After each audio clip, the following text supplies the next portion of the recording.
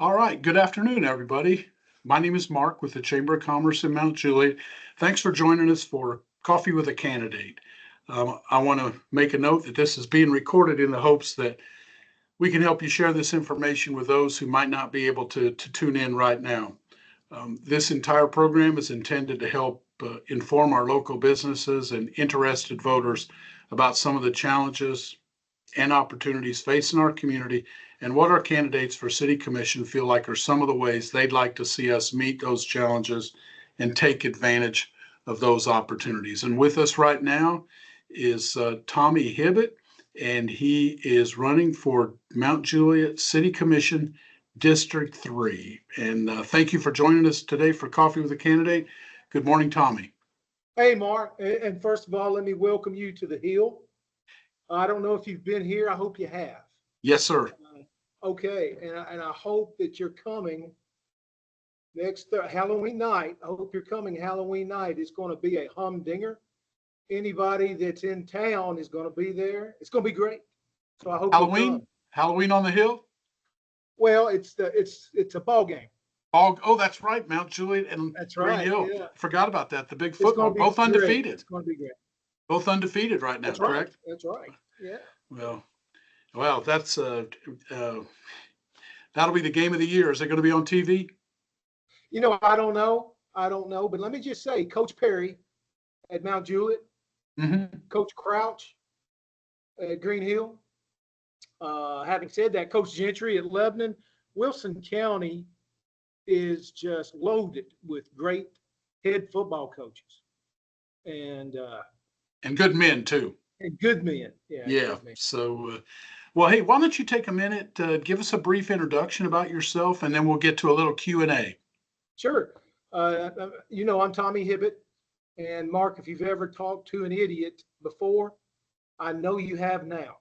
So I need your help with something, if you would. I have never been an entrepreneur. Never. I've never even managed a business. So I need your help. Can you please tell me what the purpose and function of the chamber is? It's one of those that you can spend a lifetime asking people, and you'll get thousands of different answers.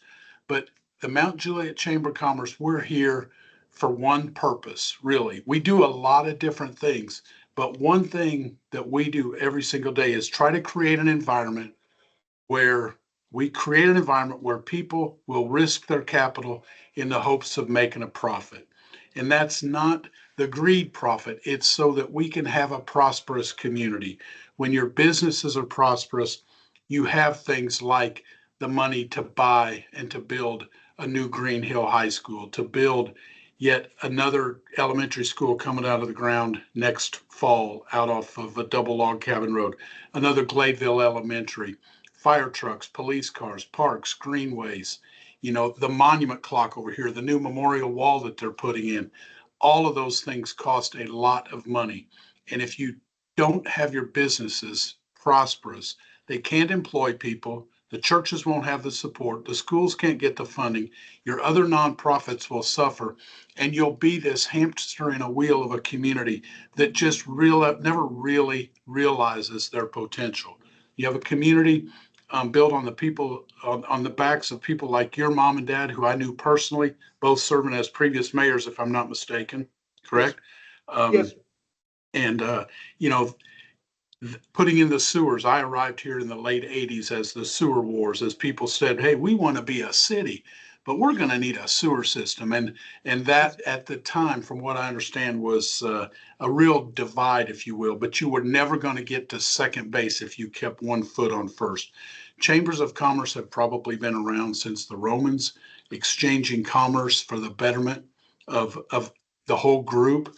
I tell people all the time, if the Chamber of Commerce in Mount Juliet went out of business today, by next week, business people would be getting together to say, we got some challenges here.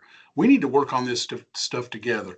Mount Juliet has tons and tons of great businesses that are not, if you will, dues paying members of the chamber. We love them too. They're doing their own thing, but everybody's contributing to make this the kind of place that people want to live and work and shop and play and pray, and people like you that want to be part of the administration of it, hopefully to make sure it looks just as good for our kids as it does for us. And that's kind of a big picture thing, but we see issues, we see challenges, we try to amass the resources, the personnel, the know-how, build a consensus, and then find a way to make things happen. And you can judge our failure or our success every time you're in Mount Juliet and just look around and see the businesses. I hope that answers your question. So in a nutshell, the attraction for prospective businesses and then supporting those businesses. That's correct. Okay. Yeah, most businesses will join a chamber for one of four main reasons. They need connections. They want to get connected to the community. They need an advocate for their Yes. type of business or their sign or whatever. Some of them need promotion. Hey, can you help me promote my business? I'm out here. I got a little business. Boy, I could sure use the promotion. And the other is the services. Got a lot of businesses that are really large. They have an accounting department, an IT department, a marketing department, accounting department, HR. A lot of other businesses, they have those issues, but they don't have the back office to support it. So we can help hook them up with HR. If you're a business out here of, say it's a couple of spouses or one person, maybe one of the kids works, so you got three or four businesses, you're going to have the same challenges that a giant business does, maybe on a smaller scale. You can't possibly know how to do all that yourself. So networking with a group of professionals and everybody working together to help, the sky's the limit. We've been very blessed. That's right. That's right. And you just described just then my favorite business here in Mount Juliet, and that's Chris Nipper and his wife. And so I think it's part of the citizens of Mount Juliet, including me, to support our small local businesses. And that's one of the reasons why I don't get online and order my shirts or my shorts. I go to Chris. Yeah. I go to Chris Nipper right down the road. He, So I've known him for many years, knew his daddy for more years than that, and I knew his daddy, Virgil, that lived out at Rutland Place late in life. And, that's, and I hope people never forget those folks and, your family and Rice's Country Ham and Moss's and the Gars, Larry Capps up there, Shiloh Music, the Nippers. Those are the ones that helped lay the groundwork for the rest of us. And there's a stewardship that goes with us to be responsible for what we were left. We're sitting under a shade tree that we didn't plant is about the best way to describe it. So and speaking anyway. of that, Jerry Houston's son, Chris, he feeds, and I'm sure he makes absolutely nothing on it. He feeds the athletic programs, and I'm sure I don't know if he breaks even or not. But I don't think he does it for that. I think it's a calling and one of the most benevolent businessmen that we have in town. And so it's one of those, when you pull up and you see their van, Tommy, you just know that it's going to be good. So those are a lot of the things that make us good that you've pointed out. You probably see some challenges that we're facing. And when you look at Mount Juliet, what are the things that you see that you want to make sure get addressed in due time and in the right way? Mark, I wish I could pick you up, and I will if you want me to pick you up in my DeLorean and take you back to 1972, and we'll walk down Mount Juliet Road. One of my earliest memories was we just walking because I was responsible for mowing Miss Ciceron's yard, her husband, of course, Mount Juliet Bank, the old Mount Juliet, ran the Mount Juliet Bank, and I had to mow the post office yard. So as we'd walk down Mount Juliet Road, you'd see, you would see McCorkle's Grocery on your left, the post office right beside it, then turn down the old railroad bed. Miss Talbert's is on your left, and Punk Jennings is in the old Smith and Griggs store. So, very few businesses, and now we have your pick. And isn't it great? Isn't it great to have such a selection? And way back, my mother said during a meeting, she said, Mount Juliet certainly is a great secret. And then shortly before she passed, she told me Mount Juliet's not a secret anymore. So one of the challenges, you spoke of challenges, Mark. People are coming to Mount Juliet, have been for a number of years now because the secret's out. It is the best place on earth. I've always thought that. It is the best place on earth, has the best people on earth, and we're served by the best school system on earth with the best teachers and the best administrators. So people know, and they're coming. Challenge, we've got to be ready for them. We've got to be ready for them. Now, have we gotten kind of ahead of ourselves when it comes to, air quotes, infrastructure and being able to handle the influx of those that are coming? And for example, one day I had a dentist appointment after school, and from our parking lot to Southeastern Dental in Providence took every bit of 38 minutes. And we're in the same city. We're in the same city. So the volume of traffic, I'm not concerned about that. That's trivial. That just means that I need to leave earlier. I need to leave earlier, or I need to make my appointment a little bit later. Instead, I need to make it at 4:30. That way it'd give me an hour. But we need to be prepared for the people that are coming. And the best thing about Mount Juliet is our people. They're the best people on earth. And it's a challenge. Now, if you're asking Tommy, what's the solution? Gee, I'm all ears. I am all ears. When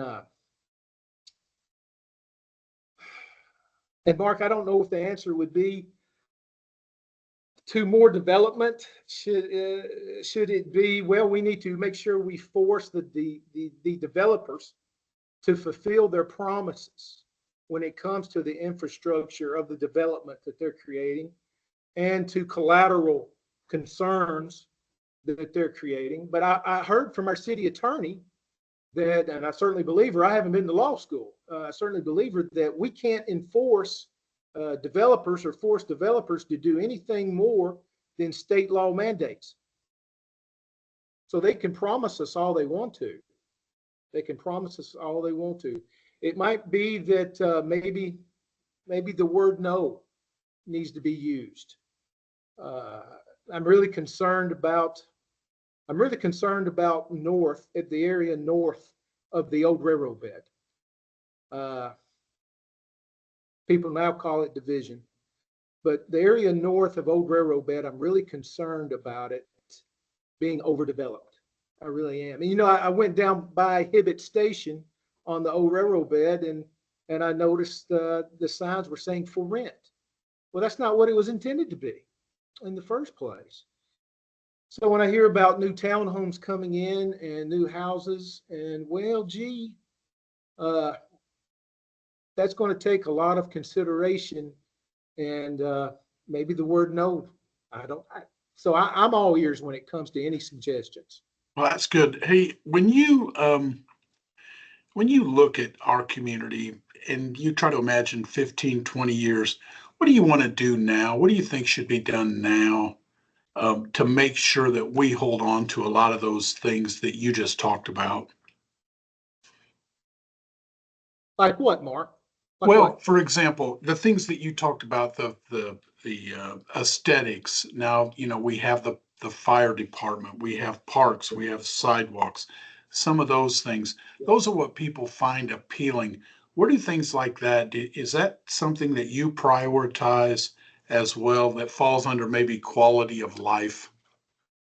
I was asked last night about. He said, Coach Hibbett, what's the deal? Why can't we have more soccer fields? He said that should be included in the budget. And I said, do you mean on the taxpayer's dime? We need to create soccer fields on the taxpayer's dime. And he said, well, maybe we could get maybe the taxpayers could match donations. And gee, that's asking the taxpayers an awful lot. Soccer fields, all for it. Need to have them, love to have them. But you've got to be really careful in spending taxpayer money for recreational activities. I get it. I get it. I get it. We all want those things. We all want our children to have somewhere to be active, to have fun, to socialize. I understand that. I understand that. And we had absolutely none of that until the Mount Juliet Little League was founded by a group of parents, a group of dads founded Mount Juliet Little League. So it's needed. I understand that, but we're going to have to find a way to pay for it. Going to have to find a way to pay for it. That arrangement there where parents bought they built the park and stuff, the city contributes to keeping it going and helping and doing their share, but it's not a city park. It's privately owned, and sometimes maybe just need to let the businesses know what it is that you're looking for and leave it up to creative people, and oftentimes they can solve some of those things. When you That's right. When you think about the small businesses, you mentioned some of those that most people in Mount Juliet would have never even heard of back in the day. What do the small businesses, the chamber's made up of small businesses, what would be a message that you would have to small business owners in Mount Juliet? A message for them would just be encouragement, and that I would encourage everyone within the city of Mount Juliet to please patronize our local businesses. Patronize our local businesses. If there's something that you have to have online, fine. But if not, if you can find it here, please do so and support our local business owners because they pay the taxes. I think that's very well said, and you are 100% right. Anything we can do to encourage local folks to shop local. I have a feeling that when we want fundraising help for our sports teams, our dance teams, our little league or whatever, that's where we're going to go and ask them to stand out front. And so, well, that's a great Chamber of Commerce answer. I can tell you that. As we wrap up our time together, will you take just a minute, remind the voters of District 3 why you think they should vote for you, and then also how they might be able to reach you, whether you have a website or to get you if they have any extra or additional questions. Oh, thanks, Mark. Yeah, an in-depth bio is on TommyHibbett.com, TommyHibbett.com, in-depth bio. And also, please call me. Anyone, please call me, 615-428-0988. If I don't answer, that means I'm in the class. I'm in class, but I will return your voicemail. I sure will. I can vouch for that. Thank you for getting back to me with this too. I appreciate that. I'd like to remind everybody that if there's a part of this you want to hear again, it'll be posted on our website probably by tomorrow at the Chamber of Commerce. Feel free to share it with those you know. I'd like to encourage you, please go out and vote. Early voting runs through Halloween on the 31st, and then Election Day is on the 5th. Tommy, it's been great spending some time with you today. Thank you for what you're doing with our kids. Thank you for throwing your name in the hat for public service. Best of luck. Thanks, Mark. Good night. Thanks, Mark.